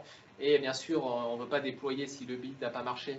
Donc vous pouvez mettre des conditions ici, justement, entre les jobs, mettre un arbre de dépendance via needs, et vous mettez le nom de votre job, par exemple, ça si c'est mon job de build, je ne sais pas, il faudrait peut-être que c'est lancer des tests avant, ou vérifier et faire de l'analyse statique. Enfin voilà, vous pouvez créer des dépendances de jobs, et automatiquement, GitHub Actions va savoir est-ce que je peux paralyser ces jobs-là ou non. S'ils sont mis avec un arbre de dépendance, je vais devoir attendre que l'un soit terminé avant de pouvoir lancer les autres. Donc voilà, c'est ce qui va contrôler finalement le fait de pouvoir paralyser ou non certains jobs. Ensuite, ce qui va venir, c'est sur quelle plateforme finalement, je vais pouvoir, sur quel type de runner je vais vouloir lancer ces actions-là. Donc là, par défaut, il m'a donné une machine Ubuntu, donc je vous le disais, ça peut être du macOS, Windows, et ça peut être, je vous montrerai l'exemple après, on peut lancer sur différents types de plateformes en même temps. Et enfin, le cœur de notre workflow, ça va être une suite de steps, une suite d'actions qui vont s'exécuter et s'enchaîner les unes après les autres. Donc par défaut, l'action qui nous met, c'est l'action checkout. Donc ça, c'est GitHub qui l'a fourni. Elle va aller récupérer votre code de votre repository. Si vous êtes dans une pull request, il va récupérer le code de la pull request en question. Et vous allez pouvoir lancer une série d'actions, par exemple des scripts bash, lancer des tests, builder votre application, la déployer, tout un tas de choses. Si vous avez des choses complexes à faire, la plupart du temps, un bon réflexe, c'est de jeter un coup d'œil sur l'onglet de droite. En tout cas, si vous êtes dans l'interface de GitHub. Parce qu'on retrouve tout un tas d'actions finalement dans le marketplace. Donc il y en a qui sont fournies par GitHub par défaut, par exemple pour configurer une version particulière de Node.js, du SDK Java, ou pour déployer sur un cloud particulier. Par exemple, je ne sais pas si je cherche, je veux déployer mon site web sur GitHub Pages. Si je cherche, voilà, je vais retrouver des actions ici. Alors, n'importe qui peut publier des actions sur ce marketplace. C'est aussi pour ça qu'on a des informations de combien de fois le projet a été staré pour savoir qui le fait, et notamment on a un lien ici quand je clique sur View Full Marketplace Listing, il va ouvrir en fait la page avec un peu plus d'informations. On a le lien notamment vers le repo GitHub source pour l'action. Toutes les actions que vous allez retrouver ici dans le marketplace, vous pouvez avoir accès au code source. Ce qui est plutôt une bonne chose, notamment si c'est des actions qui sont faites par n'importe qui, et qu'on doit donner, je ne sais pas, des credentials, par exemple, ici publiés sur GitHub Pages, il va sûrement demander un token GitHub pour pouvoir le faire. J'aimerais bien quand même savoir, être sûr que cette action-là, qu'est-ce qui va se passer finalement avec le token que je vais lui filer. Est-ce qu'il ne va pas le sniffer pour faire d'autres choses pas net. Donc c'est aussi à ça que ça sert. Et notamment si vous avez des actions qui sont faites, voilà, par exemple par GitHub Actions, il y a aussi un système de vérification pour dire voilà, c'est un créateur vérifié, c'est pas fait par n'importe qui, c'est bien effectivement voilà, GitHub qui fournit cette action-là. Vous pouvez avoir un minimum peut-être plus confiance que sur cette action-là. Si je reviens ici sur mon workflow, je vais revenir en arrière, je vais reprendre un template finalement pour aller jouer un peu plus loin avec. Donc je vais reprendre le template Node.js par défaut. Donc on va retrouver ce que je viens juste de vous montrer. Donc il m'a donné un nom Node.js CI, ok. Il va se déclencher par défaut ici sur des pull requests. Je vais remettre ici le truc que j'avais avant, le workflow dispatch. Hop. Je n'ai pas d'autocomplétion, mais voilà. Normalement il est content avec ça. Et là ici on a notamment un truc qui est intéressant, c'est qu'il a rajouté une matrice de build. Donc il a créé ici, défini une variable qui va s'appeler NodeVersion, et je peux lui donner plusieurs versions, notamment parce que là j'ai un projet Node.js, j'aimerais bien être sûr qu'il compile sur différentes versions de Node. Ça pourrait être différentes versions de Java, différentes versions de Python ou autre. Là j'aimerais bien le tester sur la V12, la V14 et la V16. Je pourrais aller plus loin et dire mon projet il est cross-platform, j'aimerais bien vérifier qu'il marche sur Linux, Mac et Windows. Donc je peux rajouter par exemple ici la variable OS et dire ok, donc il va bien s'exécuter sur Ubuntu, mais aussi sur Windows les tests et sur macOS-les tests. Alors vous voyez que là j'utilise les -les tests, c'est parce que tous les runners sont aussi versionnés. Si par exemple votre projet vous avez besoin d'une version particulière d'Ubuntu, et que vous ne voulez pas que du jour au lendemain, lorsque la dernière release d'Ubuntu sorte et que vous ne savez pas si votre projet va builder, d'un coup votre CI soit cassé, vous ne comprenez pas pourquoi, il faut aussi versionner les runners que vous utilisez. Donc là, en faisant ça, en fait, finalement, au lieu de me lancer un workflow, un job pour ce workflow-là, il va faire toutes les combinaisons possibles des variables que je lui ai données. Donc il va tester sur les 3 versions de Node, sur chacun des OS donnés. Donc il va me générer 9 builds en tout. Donc on peut vite monter en charge et tester différentes cas d'usage comme ça. Donc derrière, qu'est-ce qu'il va me faire? Donc on va retrouver le checkout.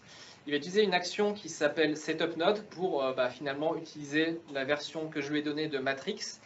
Et pour que ça marche, en fait, ma matrice ici d'OS, il faut que le runs on, je fasse pareil finalement. Je prends ma matrice et ici je vais faire matrix.os pour que à chaque fois, en fait, il utilise l'environnement courant pour utiliser le bon OS et la bonne version de Node.js. Et derrière, alors même si Node ça ne vous parle pas, ce qu'il va faire, c'est qu'il va installer les dépendances du projet, il va lancer un build s'il y en a un, il va lancer des tests unitaires, voilà le script plutôt classique. Donc, je ne vais pas aller plus loin et je vais committer. Donc, ce qui va me créer ici, c'est un fichier YAML dans mon repo, dans un répertoire un peu spécial qui est .github/workflow. Donc après, je peux le nommer comme je veux. Ici, je peux l'appeler par exemple CI. Et je vais committer ça. Je vais le créer dans une branche. Je vais l'appeler, je ne sais pas, add par exemple. Add CI ici, hop, je vais proposer ce fichier-là pour pouvoir créer une pull request avec. Donc ok, je crée ma pull request. Donc là, si on attend quelques secondes, normalement, il va lancer tous les workflows, voilà, ici. Donc on voit qu'il en a bien, normalement, spawné 9, donc toutes les combinaisons OS, différentes versions de Node, qui ne devraient pas tarder à se lancer, normalement. Donc là, ils sont tous mis en file d'attente. Et après, voilà, ils vont se lancer au fur et à mesure, tous en parallèle. Donc j'en prendrai un, par exemple, le premier ici. Alors ça, c'est un des gros avantages. S'il y en a parmi vous qui ont testé d'autres systèmes de CI qui s'intègrent à GitHub, moi j'avais testé notamment avant, j'avais fait du Travis, du CircleCI, du FVeyor.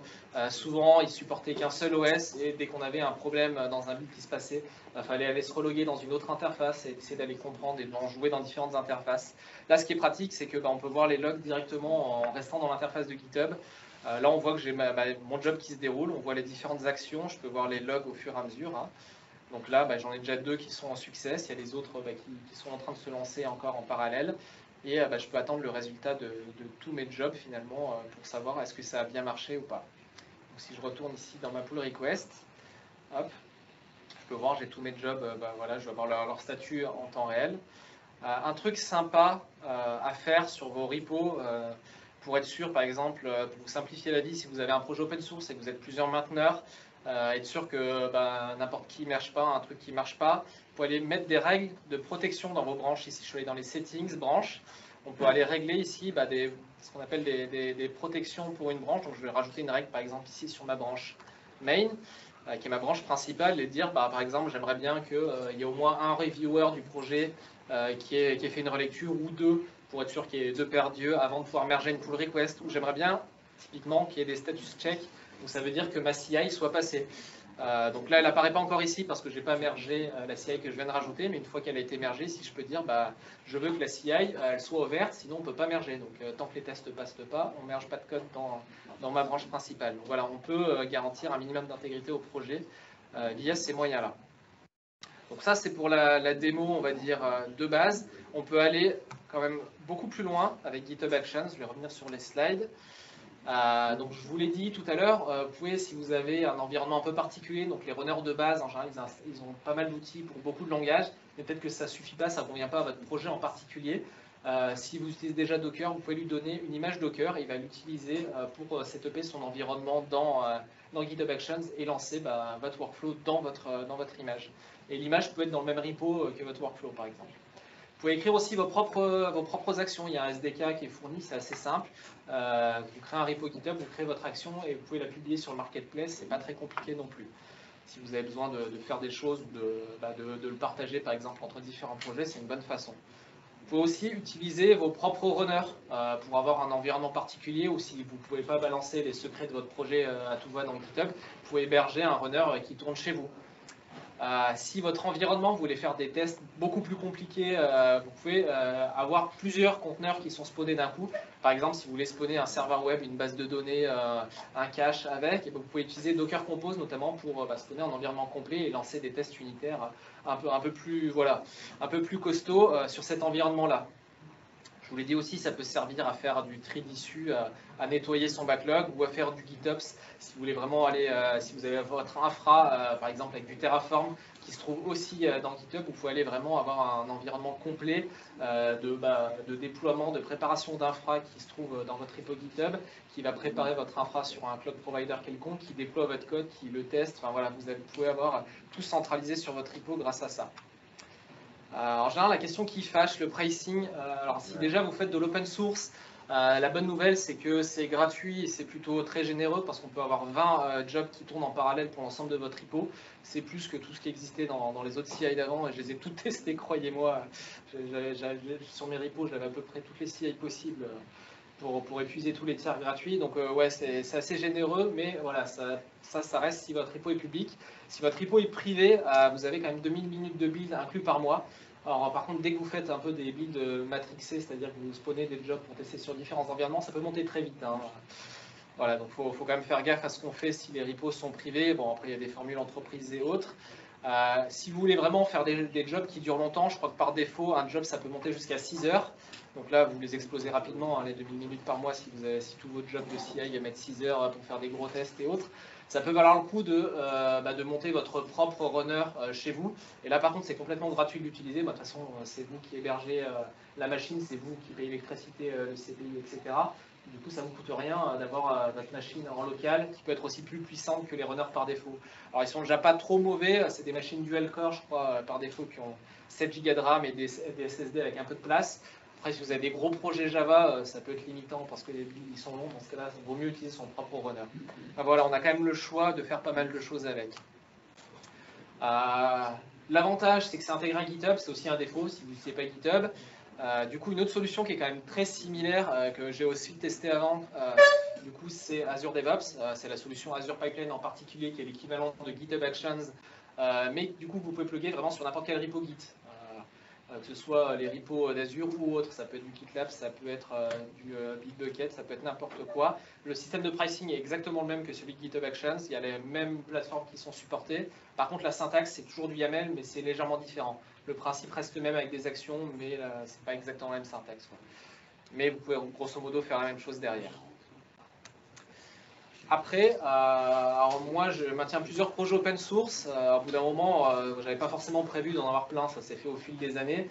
Au bout d'un moment, quand on veut garder un minimum de temps libre derrière, on se revient à vouloir automatiser le plus de choses possible, surtout quand il se passe des choses bien, c'est-à-dire que les gens contribuent à vos projets, mais derrière, la contrepartie, c'est qu'il faut passer du temps pour regarder ce que les gens ont contribué, pour éventuellement le tester si, comme au début, il n'y avait pas forcément de tests, pour faire les nouvelles releases. Du coup, à un moment donné, je me suis dit, bah, quand GitHub Action est sorti, j'aimerais bien faire un truc. J'aimerais bien, à un moment donné, voilà, c'était mon but, c'était j'en ai marre de faire des releases à la main, de faire des tests à chaque fois que j'ai des pull requests, des trucs. J'aimerais bien parler à mon Google Home que j'ai à la maison, qui automatise déjà plein de trucs pour moi, et lui dire, ok Google, release-moi tel projet, et moi je vais faire autre chose, et voilà. Et ça se passe tout seul. Et ça, je l'ai mis en place. Alors, ça ne demande pas que du GitHub Actions, la plus grosse partie se trouve ailleurs, mais on a des outils qui permettent de faire ça aujourd'hui. Notamment, ça demande d'utiliser une certaine convention de nommage pour vos commits. Alors, je ne sais pas s'il y en a parmi vous qui connaissent ou qui utilisent déjà Conventional Commits. Alors, c'est une convention de nommage qui commence à être assez répandue, où l'idée c'est de préfixer notamment les noms de commits par quel type de changement on veut faire. Est-ce qu'on veut rajouter une fonctionnalité? Est-ce qu'on veut fixer un bug? Est-ce qu'on modifie de la doc? Est-ce qu'on fait juste du refactoring? Voilà, pour savoir finalement quel type de changement on introduit. À partir de ces changements-là, qui ont été nommés à partir de cette convention, on a un autre outil qui va s'appeler Semantic Release, qui est un outil open source, qui marche à peu près avec tous les langages, qui va aller regarder votre historique de commit depuis la dernière release qui a été effectuée, qui va regarder déjà est-ce qu'il y a besoin de faire une nouvelle release. Si vous avez fait que du refactoring, modifier du tooling interne, il n'y a peut-être pas besoin. Si vous avez corrigé un bug ou rajouté une nouvelle fonctionnalité, bah oui, on va faire une nouvelle release. L'étape d'après, c'est décider quelle version on va vouloir donner dans cette release, plutôt que de s'amuser à la faire au doigt levé. Il y a aussi une convention qui s'appelle Semantic Versioning, en général qui prend 3 numéros de version, c'est version majeure, version mineure, patch. Patch, on va le monter quand ça concerne uniquement du bug fixe. Quand on rajoute des nouvelles fonctionnalités mais que ça ne casse pas la compatibilité existante, en général ce qu'on va bumper, c'est le numéro de version mineure. Et quand on introduit des changements qui sont cassants, qui cassent la compatibilité, eh ben, dans ce cas-là, on va bumper version majeure. Donc lui, il va faire automatiquement ça. Il va regarder votre historique de commit. Si dans un de vos commits, vous avez un truc écrit en gras qui écrit breaking change, et ben, dans ce cas-là, il va automatiquement faire bumper le gros numéro de version, sinon ben, voilà, il va s'adapter. Un truc qu'on n'aime pas faire, mais qui est quand même bien pratique pour les utilisateurs de votre projet, c'est de générer un changelog. Et ben, grâce à Conventional Commit, il va être capable de faire ça. Et bien sûr, il ne va pas aller tout piocher dans votre historique de commit, il va prendre que les trucs intéressants, par exemple les bugs fixes et les nouvelles fonctionnalités. Si vous avez fait du refactoring, bon, tout le monde s'en fout, ça va peut-être mieux marcher, mais voilà. Donc il va générer un changelog à partir de ça. Moi j'ai beaucoup de projets en JavaScript parce que c'est mon langage de prédilection, mais voilà, moi je publie des projets sur NPM, donc c'est des paquets Node.js. Donc pour moi, ce qu'il va faire, c'est qu'il va packager mon projet, il va me le publier sur NPM. Il va aussi créer la release sur GitHub, la taguer, comme ça, elle se sera historisée, il y aura un tag qui sera créé dans Git. Il va monter mon changelog dans la release GitHub, il va zipper le projet, l'attacher à la release. Pour déclencher cette action-là, j'utilise un trigger HTTP qui est aussi un event qu'on peut mettre dans votre workflow qui s'appelle Repository Dispatch. Ça vous permet d'appeler, de lancer en fait un workflow en appelant une API REST côté GitHub. Et derrière, pour faire le lien avec mon Google Home, j'ai fait un truc simple, c'est j'utilise un service qui s'appelle If This Then That, IFTTT, peut-être que ça vous parle. Et en fonction voilà, si je lui dis release une version de tel projet, et il va appeler le endpoint REST de GitHub pour mon projet et lancer la release. Donc j'ai un petit exemple de projet là-dessus. Je ne sais pas si on a encore beaucoup de temps, mais je vais basculer là-dessus. Il est où? Voilà. Je vais zoomer un peu. Donc ça, c'est un projet sur lequel j'ai mis en place ça. J'arrive pas à zoomer. Le workflow, il ressemble à ça. Donc vous voyez, il y a le repository dispatch, c'est ce qui permet d'appeler avec une API REST. Je vous montrerai après à quoi ça ressemble ce fameux workflow, le dispatch. Donc le workflow n'est pas très compliqué. J'ai rajouté un if. On peut aussi mettre des conditions pour dire que ça va s'exécuter que si je suis sur ma branche principale. Et derrière, en fait, je vais setuper une version de Node et je vais appeler mon outil Semantic Release et lui filer des tokens pour pouvoir qu'il ait les droits de publier sur NPM et GitHub. Ces tokens-là, vous les setez dans la partie secrets de votre repo. Et derrière, ce qu'il va me faire, je vous montre le résultat sur mon repo. Voilà, la dernière release, elle date d'il y a 9 jours. Donc, il me crée un tag ici sur GitHub. Il me met ici voilà, le changelog, les derniers bug fixes. Il m'a packagé ici ma release. Derrière, je peux remonter. Donc, on voit qu'il y a 28 releases qui sont passées avant. Je ne l'avais pas forcément au début. J'ai mon fichier de changelog derrière où je peux retrouver les mêmes infos si on va voir tout l'historique des changements plutôt que de les faire un par un. Et derrière, il a publié ce paquet-là sur NPM, qui est finalement comment s'appelle le repo, l'endroit où tous les paquets sont publiés dans l'univers Node.js. Donc voilà, on retrouve mon paquet, il est bien versionné, il est bien publié. Et si je veux lancer une nouvelle version sur ce projet-là et que, comme par exemple ici, j'ai pas mon Google Home, je sais pas si quelqu'un dans l'audience veut faire une pull request, hop, je veux la merger et j'aimerais bien réaliser, je suis pas à la maison, je peux aller ici dans ma liste des workflows. Je vais dans mon workflow de release, donc c'est celui-là que j'aimerais bien lancer. On voit qu'on peut en avoir plusieurs, j'ai ma CI. Et le fait que j'ai rajouté Workflow Dispatch ici comme avant, il me le dit là, ça fait que j'ai un bouton Run Workflow et je peux le lancer ici à la main et je peux faire ma release directement comme ça. Et puis aller retourner vaquer à mes occupations. Donc on peut faire beaucoup d'automatisation grâce à ça et moi ça m'a permis de gagner énormément de temps finalement grâce à GitHub Actions. Donc l'idée derrière, c'est voilà, passer plus de temps sur les choses intéressantes et un peu moins de temps sur les choses rébarbatives comme ça. Donc c'est la fin de mon talk. Je vous ai mis le lien derrière pour récupérer tous les slides. Après quelques liens d'exemple, si vous voulez retrouver, faire la même chose que ce que je vous ai montré là. Donc voilà, vous avez toutes les infos. Et puis c'est pareil. Si vous voulez, vous pouvez me pinguer sur Twitter, me poser des questions. Et puis je me ferai un plaisir de vous répondre. En tout cas, si je sais y répondre. Et voilà, je pense que ça fait pas mal pour ce soir. On peut discuter après à l'apéro s'il y a besoin d'aller plus loin.